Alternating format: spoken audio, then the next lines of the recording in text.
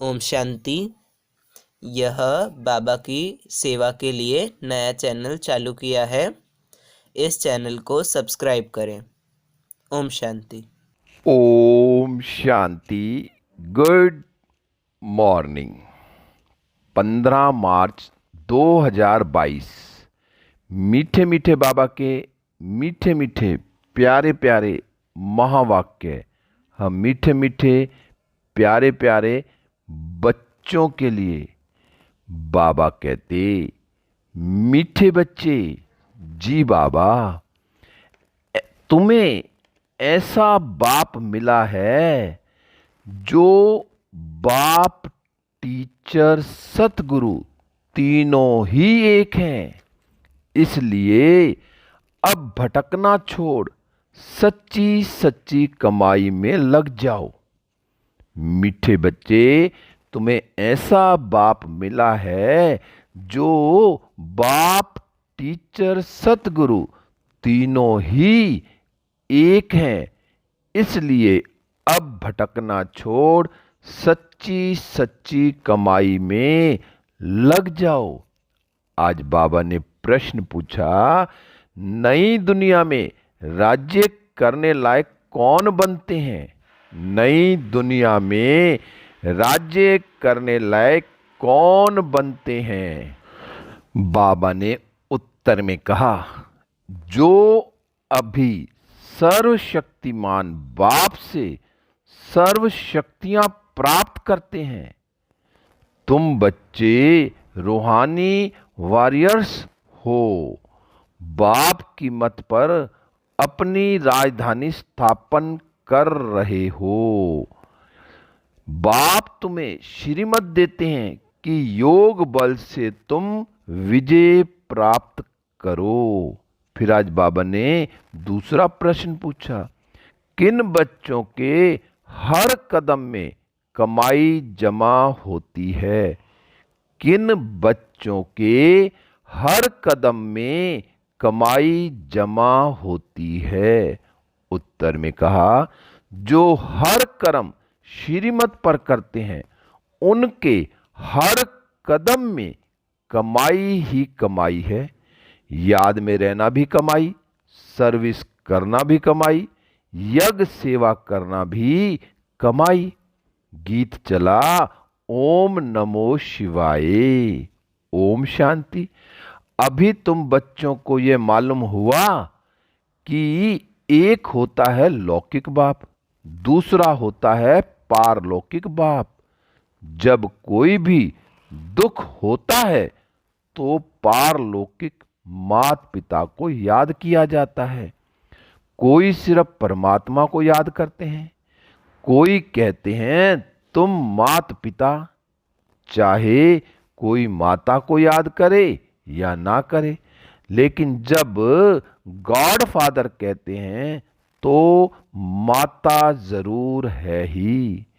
बच्चे माता बिगर तो पैदा हो भी नहीं सकते। तो पारलौकिक माता पिता हैं जिनको याद किया जाता है। जरूर वह कुछ सुख देकर गए हैं। याद आता है, भारत सुख धाम था, स्वर्ग था। लौकिक माँ बाप से दुख मिलता है, तब तो पारलौकिक को याद किया जाता है, क्योंकि उनसे बहुत सुख मिलता है। नरक में हैं तब याद करते हैं कि फिर से स्वर्ग में जाकर सुख घनेरे पाएं। गुरु लोग तो कहते हैं जप तप भक्ति आदि करो। बाबा तो ऐसी मत नहीं देते हैं। लौकिक बाप तो कहेंगे पढ़ने के लिए टीचर के पास जाओ, फिर वानप्रस्थ अवस्था होगी तो कहेंगे गुरु के पास जाओ। बाबा तो तुमको ऐसा नहीं कहते हैं। देखो, लौकिक और पारलौकिक में कितना फर्क है। वह कितना भटकाते। यह तो कहते हैं मैं तुम्हारा बाप भी हूं, टीचर भी हूं, गुरु भी हूं, तो फिर तुमको भटकाऊंगा कैसे? यह तो तीनों ही खुद है। इसलिए इनको सब याद करते हैं। मनुष्य तो भक्ति मार्ग में बहुत धक्के खाते हैं, ज्ञान मार्ग में धक्के खाने की बात ही नहीं। यह भक्ति और ज्ञान, दुख और सुख का खेल बना हुआ है। जो बच्चों को समझाते हैं, हद का टीचर हद की पढ़ाई पढ़ाते हैं। मैं बेहद का टीचर तुमको बेहद की पढ़ाई पढ़ाता हूं। तुम जानते हो यह है मृत्यु लोक। वो जो पढ़ाई पढ़ाते हैं पुरानी दुनिया के लिए, और हम जो कुछ पढ़ते हैं नई दुनिया के लिए। यह दुनिया दिन प्रतिदिन पुरानी होती जाती है। इनमें सुख कभी भी मिलना ही नहीं है। सुख और दुख यह खेल कैसे बना हुआ है, यह बाप ही समझाते हैं। बाप आत्माओं से बात करते हैं कि बच्चे तुम ही सुख में थे, फिर जब रावण की प्रवेशता होती है तब धीरे धीरे दुख शुरू होता है। फिर कल्प के संगम पर आकर तुमको सुख में ले जाता हूं। अभी तुम्हारी बुद्धि का ताला खुला हुआ है। जो तुम जानते हो यह सब बातें यथार्थ हैं। यह बाप के सिवाय कोई सुना नहीं सकते। बाबा ही आकर तुम बच्चों को सुख देता है। अभी तुम जानते हो आत्मा अविनाशी है। यह शरीर तो बदलना पड़ता है। परमात्मा भी परम आत्मा है। उनका नाम शिव है, जो सभी मनुष्य मात्र हैं। उनका रचयिता है। यहां सब है हद के क्रिएटर। बाबा है बेहद का क्रिएटर। सतयुग से लेकर कलयुग तक तुमको जो बाप मिले हैं वह है हद के। सतयुग में तुम्हारी प्रारब्ध है, वहां तुमको एक बाप और एक बच्चा मिलता है। कलयुग में एक बाप को 8-10 बच्चे होंगे। प्रजापिता ब्रह्मा को देखो कितने ढेर बच्चे हैं, परंतु वह है मुख वंशावली जो बीके बनते हैं, फिर सतयुग में जाकर देवता बनेंगे। वो लौकिक बाप, टीचर, गुरु सब हद की बातें सुनाते हैं। यह पारलौकिक बाप बेहद की बातें सुनाते हैं। नई बातें बाप बच्चों के आगे ही बोलते हैं। भल घर में रहते भी तुम यह नई शिक्षा प्राप्त करो। यह भगवान की पाठशाला है। यह है श्रीमद् भगवत गीता पाठशाला अथवा ज्ञान के गीत जो तुम ही सुनते हो। ज्ञान सागर बाप ही आकर तुमको ज्ञान ज्ञानेश्वरी बनाते हैं। मम्मा को कहेंगे ज्ञान ज्ञानेश्वरी। ह्यूमैनिटी का सिजरा शुरू होता है। पहले है प्रजापिता ब्रह्मा, फिर है जगत अम्बा। पहले पहले ब्राह्मण रचते हैं, फिर है देवता, क्षत्रिय, वैश्य, शूद्र। जगत अम्बा का भी बड़ा मर्तबा है, परंतु उनको कोई जानते ही नहीं है। ढेरों के ढेर देवियों के चित्र बना दिए हैं। वास्तव में 8-10 भुजा वाले कोई मनुष्य होते ही नहीं। विष्णु को 4 भुजाएं दिखाते हैं, परंतु 4 टांगे नहीं दिखाते हैं। यह सब है गुड़ियों का खेल। कलकत्ते में बहुत देवियां बनाते हैं, बहुत खर्चा करते हैं, खिला पिलाकर फिर जाकर डुबोते हैं। यह सब है भक्ति मार्ग। तुम जानते हो हम 100 देवी देवता थे, फिर असुर बने, फिर बाप आकर 100 देवी देवता बनाते हैं। अभी यह भ्रष्टाचारी दुनिया है। गवर्नमेंट भी कहती है, परंतु सीधा पूछो तुम पतित हो तो मानेंगे नहीं। अरे तुम पतित पावन को बुलाते हो, सब बुलाते हैं। यथा राजा रानी तथा प्रजा। सन्यासी पवित्र बनते हैं, यह भी ड्रामा में नूंद है। भारत जैसा पवित्र खंड कोई होता ही नहीं, इसलिए उनको कहा जाता है सचखंड। फिर वही झूठखंड बनता है। भारत को पावन बनाने बाप भारत में ही आते हैं। भारत में ही शिव का अवतरण होता है। सोमनाथ का मंदिर कितना भारी बनाया है, भारतवासियों ने ही बनाया है। जिसको बाप ने इतना साहूकार बनाया है, बाप तो यहाँ पतित दुनिया और पतित शरीर में आते हैं पावन बनाने, लेकिन कई बच्चे पहचानते ही नहीं हैं क्योंकि साधारण है। फिर भक्ति मार्ग में तुम्हारे पास पैसे बहुत होते हैं तो हीरे जवाहरातों के तुम मंदिर बनाते हो। सतयुग में तो अनगिनत पैसा होते हैं। बाबा ने कहा सतयुग में तो अनगिनत पैसे होते हैं, वहां पैसे की गिनती नहीं, बेशुमार धन रहता है। तो बाप जिनको साहूकार बनाते हैं वह कितना बड़ा यादगार बनाते हैं। तो पहले लक्ष्मी नारायण थे, वही 84 जन्म भोगते हैं। नंबर 1 में वो गिरते हैं, भक्त बनते हैं तो जिसने बनाया उसका ही यादगार बनाते हैं। लक्ष्मी नारायण विक्रमाजीत बने, फिर 100 विक्रमी बनते हैं। तो उनका फर्ज है पहले जिसने ऐसा बनाया उनकी पूजा करना। सोमनाथ का मंदिर कितना फर्स्ट क्लास था। जिन्होंने लूटा वह तो मर गए, बाकी लगी हुई हैं। अब तुम जानते हो हम 100 पूज्य बन रहे हैं, फिर पुजारी बनेंगे, फिर मंदिर बनाना शुरू करेंगे। सिर्फ एक मंदिर तो नहीं होगा, राजाएं अपने घर में भी मंदिर बनाते हैं, जैसे घर में गुरुद्वारा बनाते हैं। पहला नंबर किसने गुरुद्वारा बनाया होगा? फिर भक्ति मार्ग शुरू हो जाता है। पहले अभव्यचारी भक्ति हो करते हैं, फिर भव्यचारी। आजकल तो मनुष्य अपनी भी पूजा कराते हैं, उनको कहा जाता है भूत पूजा। भूत पूजा भी दुनिया में अथाह है। जो आया सो चित्र बनाते जाते हैं। भक्ति मार्ग है ना, अभी तुम्हारी बुद्धि में सारा ज्ञान है। बाप संगम पर एक ही बार आकर नॉलेज देते हैं। शास्त्रों में तो अनेक अवतार लिख दिए हैं। अवतार एक होता है, अवतरित तो आत्मा भी होती है, परंतु अवतार मनुष्य को नहीं कहा जाता है। अवतार एक ही निराकार बाप है जिसको सारी दुनिया बुलाती है। फादर तो एक ही होगा ना जो परम धाम में रहते हैं। तो मदर भी चाहिए। क्या मदर भी परम धाम में रहती है? नहीं। मदर फादर का प्रश्न यहाँ होता है। फादर को यहाँ क्रिएट करना है। बाबा ने कहा फादर को यहाँ क्रिएट करना है, इसलिए बेहद के बाबा को याद करते हैं। बाबा आकर स्वर्ग की रचना करो, उसको कहा जाता है हेवनली गॉड फादर। अभी तो कितना दुख, लड़ाई, मारा मारी है, इसलिए बुलाते हैं हे गॉड फादर रहम करो, हे पतित पावन आओ, हम सब दुखी पतित हैं। हे बाबा फिर आकर स्वर्ग श्रेष्ठाचारी बनाओ। तुम सब भ्रष्टाचारी थे, अब श्रेष्ठाचारी बन रहे हो। भ्रष्टाचारी को श्रेष्ठाचारी बनाना यह एक बाप का ही काम है। जो वर्ड गॉड फादर है वह जानते हैं सब बच्चे इस समय निधन के बन गए हैं, उन्हों को धन का श्रेष्ठाचारी बनाना है। 10-20 मनुष्यों को तो श्रेष्ठाचारी नहीं बनाएंगे।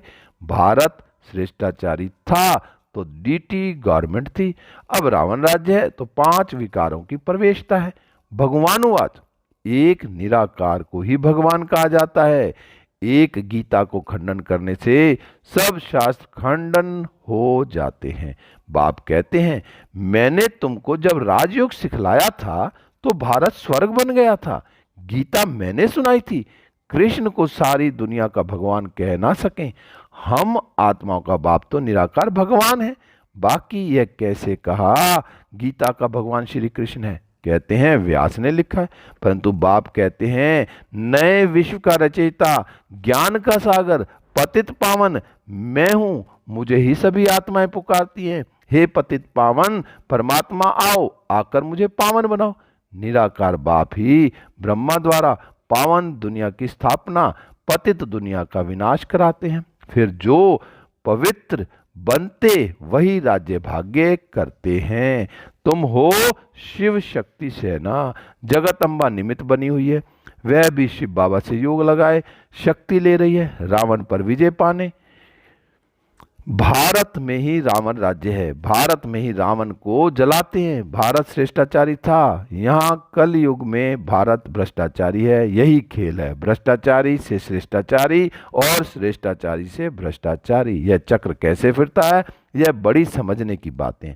तुम बच्चे जानते हो हम सब कुछ करते हुए भारत को स्वर्ग बना रहे हैं। बाप की श्रीमत पर तुम हो रूहानी वॉरियर्स, योग बल वाले। सर्वशक्तिमान बाप की मत पर अपनी राजधानी स्थापन कर रहे हो। बाप मत देते हैं कि योग बल से तुम विजय पा सकते हो। योग में रहना यह भी कमाई है, यज्ञ सर्विस करना यह भी कमाई है। और सब चल रहे हैं मनुष्यों की मत पर और तुम हो सर्वशक्तिमान बाप की मत पर। और कोई विश्व पर जीत पा ना सके। ड्रामा में उनका पार्ट ही नहीं है वर्ल्ड पर राज्य करने का। कितने बड़े थे बड़ी और साधारण बातें, प्रदर्शनी से अभी तक इतना समझते नहीं है तो भी प्रजा निकलती रहती है। अच्छा, मीठे मीठे सीखी लदे बच्चों प्रति माता पिता बाप दादा का याद प्यार और गुड मॉर्निंग। रूहानी बाप की रूहानी बच्चों को नमस्ते। हम रूहानी बच्चों की रूहानी बाप दादा को नमस्ते नमस्ते। गुड मॉर्निंग शिव बाबा, गुड मॉर्निंग मीठे बाबा, प्यारे बाबा, मेरे बाबा, शिव बाबा। धारणा के लिए मुख्य सार है नंबर 1, हर कर्म श्रीमत पर करना है। याद में रहकर यज्ञ सेवा कर अपनी कमाई जमा करनी है। नंबर 2, भटकना छोड़ भविष्य नई दुनिया के लिए पढ़ाई पढ़नी है। ज्ञान को धारण कर ज्ञान ज्ञानेश्वरी, ज्ञान ज्ञानेश्वरी, ज्ञान गणेश्वर बनना है। आज बाबा ने वरदान दिया। बाबा का हाथ अपने सिर पर रखते हैं और वरदान को अपने अंदर समा लेते हैं। बाबा ने कहा, अमृत वेले अपने मस्तक पर विजय का तिलक लगाने वाले स्वराज्य अधिकारी सो विश्व राज्य अधिकारी भव। अमृत वेले अपने मस्तक पर विजय का तिलक लगाने वाले स्वराज्य अधिकारी सो विश्व राज्य अधिकारी भव। विस्तार है, रोज अमृत वेले अपने मस्तक पर विजय का तिलक अर्थात समृद्धि का तिलक लगाओ। भक्ति की निशानी तिलक है और स्वाग की निशानी भी तिलक है। राज्य प्राप्त करने की निशानी भी राज तिलक है। कभी कोई शुभ कार्य में सफलता प्राप्त करने जाते हैं तो जाने के पहले तिलक देते हैं। आप सबको भी बाप के साथ का सुहाग है, इसलिए अविनाशी तिलक है। अभी स्वराज्य के तिलकधारी बनो तो भविष्य में विश्व के राज्य का तिलक मिल जाएगा। स्लोगन है, ज्ञान गुण और शक्तियों का दान करना ही महादान है। ज्ञान गुण और शक्तियों का दान करना ही महादान है। अनमोल ज्ञान रतन दादियों की पुरानी डायरी से। जिस समय कोई देवी वत्स समझता है कि मैं तन मन धन सहित यज्ञ में स्वा अर्थात अर्पणम हो चुका, उस समय उस अर्पण हुए वत्स में कुछ भी अपनापन नहीं रहता है। सब यज्ञ की सर्विस में आ जाता है। उसमें भी तन और मन तो नजदीक रहता है। धन फिर भी बाबा ने कहा धन फिर भी अलग है। तो तन मन को यज्ञ की सर्विस में लगाना ही शुद्ध सेवा है। यदि कहता है तन मन धन यज्ञ में अर्थात ईश्वर प्रति है तो फिर अपने लिए कुछ भी रह नहीं सकता और मन कोई भी माया के अशुद्ध संकल्प तरफ दौड़ नहीं सकता, क्योंकि ईश्वर को अर्पण किया तो ईश्वर है शुद्ध शांत।